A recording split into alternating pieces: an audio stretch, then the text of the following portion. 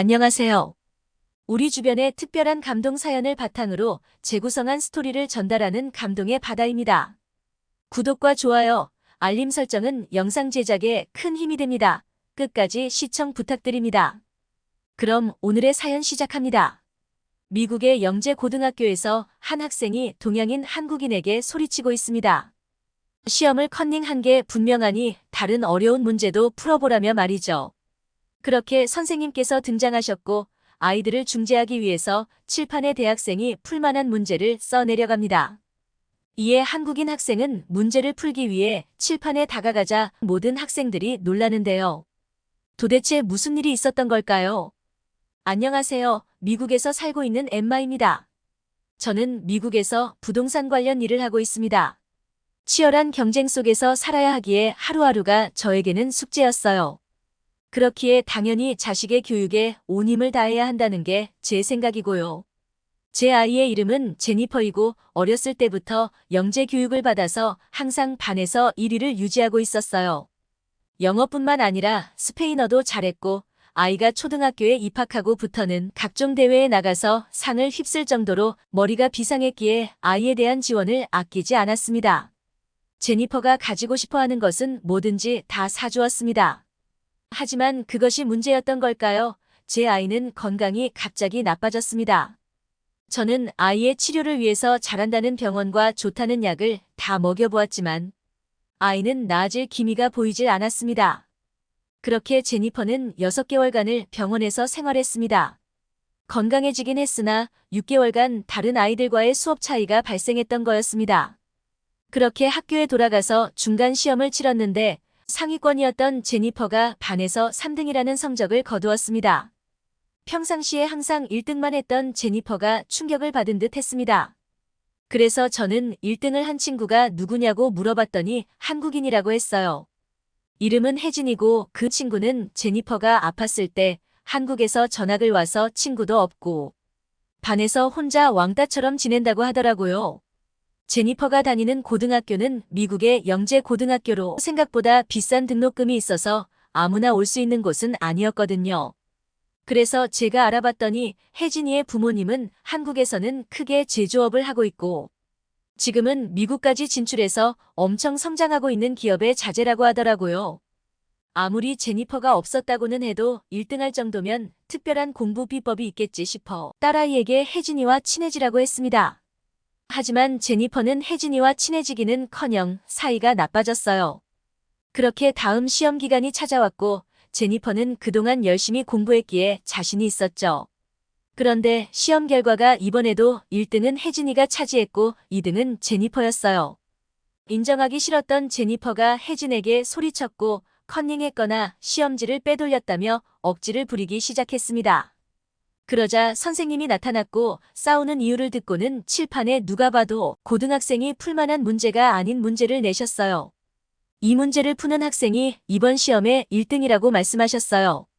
혜진이는 망설임 없이 문제를 풀기 시작하더니 5분 정도 지났을 때쯤 답을 썼습니다.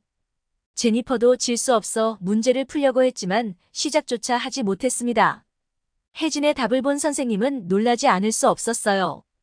왜냐하면 그건 대학생들조차 풀기 힘든 문제였는데 선생님 입장에서는 작은 동양인 학생이 그걸 풀었다는 게 놀라웠던 거였죠.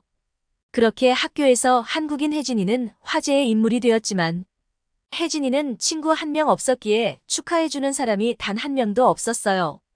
제니퍼가 혜진이를 인정하고 공부 비법을 알아내기 위함이 아니라 사람 대 사람으로 친해지고 싶다는 생각에 그날부터 매일 인사를 했습니다. 그렇게 제니퍼의 노력과 진심이 통했던 걸까요? 혜진이는 제니퍼에게 마음을 열었고 저녁 식사에 초대돼서 혜진의 집에 가게 되었습니다. 그들은 저희를 환영해 주었고 빠르게 친해졌어요. 저는 혜진의 공부 비결이 너무 궁금해서 물어봤습니다. 그랬더니 혜진이의 부모님은 믿을 수 없는 말을 하더라고요. 혜진이는 한국에 있을 때 한국의 입시 경쟁 시스템에 너무 많은 스트레스를 받았었다고요. 매일 친구들과 경쟁하고 치열하게 사는 게 자신들이 지켜보는 입장에서 너무 가슴이 아팠기 때문에 미국으로 온 것이라고 말하더군요. 저는 정말 누군가가 머리를 한 대 치는 기분이었어요. 저는 제니퍼를 친구들과 경쟁시키고 항상 치열하게 공부시켰던 저와 반대되는 교육 방식이었으니까요. 그리고는 미국에 와서 따로 교육시킨 건 절대 없고 아이가 스스로 공부한 것밖에 없다고 했습니다. 그 말을 믿기에는 조금 힘들었어요. 집으로 돌아온 뒤 같은 직장의 부동산 중개인으로 일하고 있는 한국인에게 물어봤어요. 한국의 교육 수준은 도대체 어떻길래 그렇게 대단하냐고 그랬더니 직장 동료는 말하더군요. 한국은 정말 교육에 진심인 나라이고 자신도 어떻게 살아남았는지 모르겠다고 말하며 자신이 어떻게 한국에서 교육받아 왔는지를 말해주더라고요. 듣는 거로는 어느 정도인지 상상이 안 갔습니다. 저는 당연히 미국보다 한국은 수준 낮은 나라라고 생각하고 있었는데 직장 동료의 말을 들어보면 미국보다 한국이 교육적으로 대단하다는 듯이 말하더라고요. 기회가 돼서 제니퍼가 한국에서 교육을 받을 수 있다면 좋은 경험이 될 것이라고 말했어요. 저는 다시 혜진이의 부모님에게 찾아가서 한국의 교육에 대한 정보를 물어보았는데 마침 혜진이 내도 이번 방학에 한국에 간다고 하더라고요. 그래서 같은 날 비행기 티켓을 예매해서 같이 가게 되었습니다. 그렇게 한국에 도착했는데 저는 깜짝 놀랐습니다. 한국에 관심이 없어도 너무 없었다고 생각했습니다. 당연히 안 좋을 거라고 생각했던 한국의 공항은 너무나 세련되었습니다. 그렇게 제 가족과 혜진이네 가족은 이동을 위해서 지하철로 이동했는데 공항과 지하철이 연결되어 있더라고요. 정말 참 편하고 좋았습니다. 저희가 가져온 짐이 가볍지 않았기 때문에 걱정했는데 공항 내에는 무빙워크가 잘 설치되어 있어서 공항에서 지하철을 타러 갈 때까지 거의 걷지 않고 이동했습니다. 그렇게 지하철을 타게 되었는데 저는 정말 또 한 번 놀랐어요. 미국의 지하철과 한국의 지하철은 정말 차원이 달랐어요. 저희 미국은 1900년대 초반에 지하철이 도입되면서 정말 엄청난 센세이션을 일으켰지만 지금 와서 보면 많이 노후되어 있는 것도 많고 특히 여름에는 지하철 내부는 정말 더울 만큼 불편한 점도 많거든요.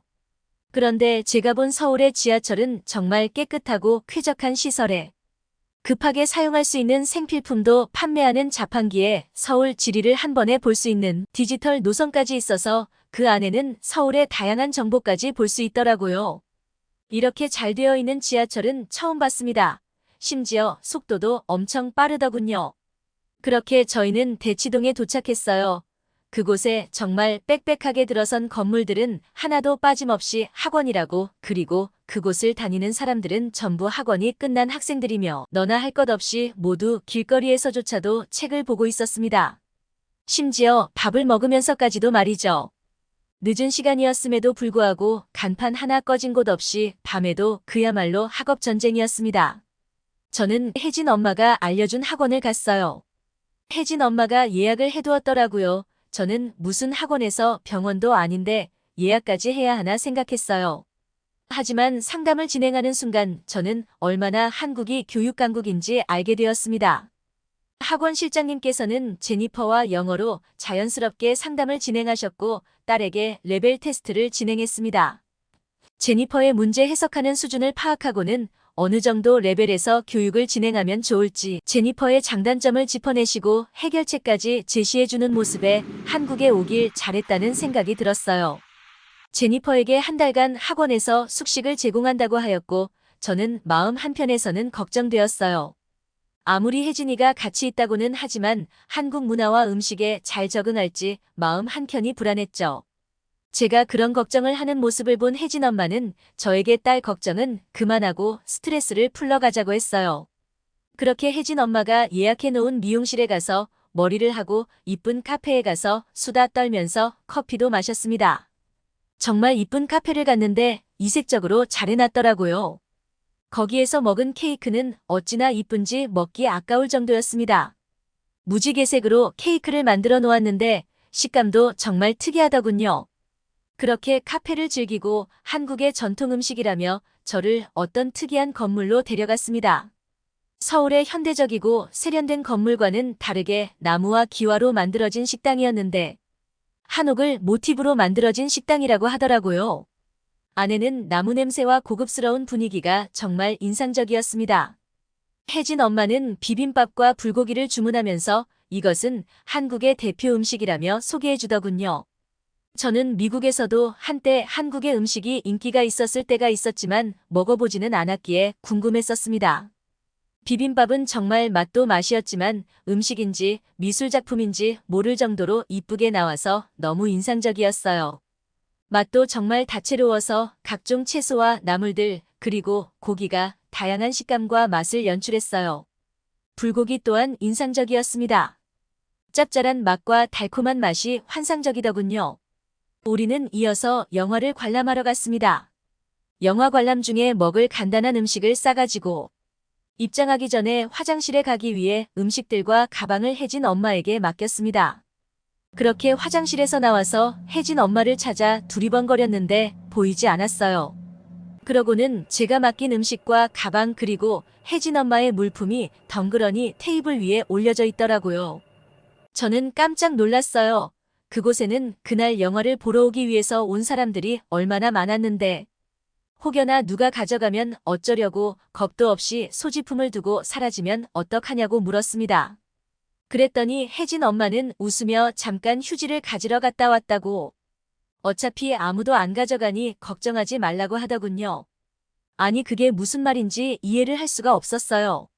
한국에서는 정말 특이하게 공공장소에서 물건을 방치해도 그 누구도 안 가져간다고 말하더라고요. 도대체 그게 어떻게 가능한 일인지 신기했습니다. 미국에서는 방치는커녕 길을 가다가 소매치기도 조심해야 하는데 말이죠. 정말 제가 생각했던 한국과는 너무 달랐기 때문에 충격의 연속이었습니다.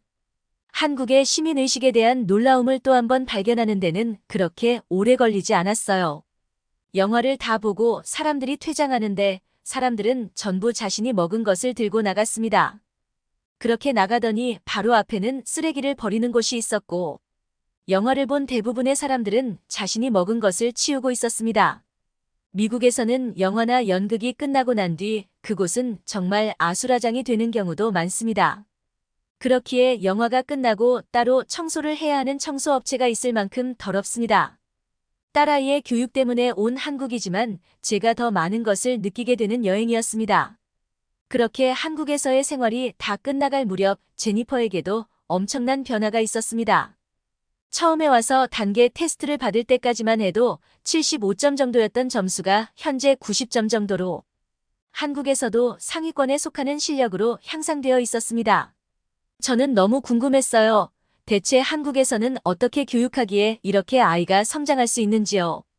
학원 원장님께서는 학생의 수준과 약점을 파악한 뒤 단순 문제만 풀게 하는 게 아닌 그 풀이 방식에 대한 이해와 학생이 가지고 있는 약점을 강점으로 바뀔 수 있게 솔루션을 제시했다고 하더라고요. 저는 그 말을 듣고 바로 실력 향상의 이유를 납득했습니다. 약점에 대한 문제를 반복 학습을 통해서 자신감을 키워준다고 했습니다. 한국에서의 일정을 보내고 미국에 돌아온 딸아이는 저에게 말했습니다. 대학만큼은 한국으로 가고 싶다며 말이죠. 그 말에 저는 적극 동의했습니다. 제가 한국에서 지내면서 느꼈던 한국은 배울 점이 정말 많은 나라이기 때문에 저는 적극 추천했습니다. 아이는 지금 한국 대학교를 가기 위해서 열심히 공부하고 있습니다. 오늘의 이야기는 여기까지입니다. 저희가 전달해드리는 사연이 시청자분들의 하루에도 작은 힘이 될 수 있었으면 좋겠습니다. 즐겁게 보셨다면 소중한 댓글 많이 남겨주시고 구독과 좋아요 부탁드립니다. 그럼 더 좋은 영상으로 찾아뵙겠습니다. 지금까지 한국의 가슴 따뜻한 이야기를 전해드리는 감동의 바다였습니다. 끝까지 시청해주셔서 감사합니다.